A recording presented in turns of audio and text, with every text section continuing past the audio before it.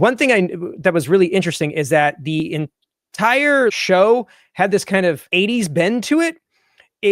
It seemed like every single station had some neon kind of out there 80s kind of vibe to it. Okay. The real standouts were Cower in the boutique showcase. They had these crazy pink and white and blue, like paint splattered offerings. They were gorgeous. Cool. And every time I see a Cower, I was like, these are the greatest guitars. I wish I could afford to own one. And I can't because they cost as much as a car. But Doug is the nicest guy. And I went over and talked to him for a while. He's actually in one of the videos that I hope to put out this week. Beyond that, we talked about the Rockman. It was definitely a very popular piece of gear that everybody was talking about. And I'm sure you got to demo it, right? I did. It is absolutely worth the hype. It does exactly what it says it can do. And I'm trying to figure out a scenario where I could use it as my sound engine.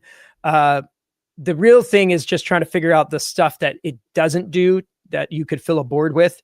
Right. Because it's got the chorus, but it doesn't have like delay or reverb. And would you want something that's like accurate to the era, or would it be something that's kind of like a modern take on a classic thing? But I think I could do it with like 2 pedals or less and have like a full 80s rig. Yeah. The videos I've been seeing about it have been pretty stunning. Yeah.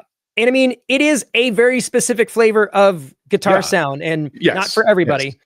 And I definitely had a lot of folks that weren't at the show going like, it doesn't, that's not good. It's not a good sound. No, it's not. No, it's not.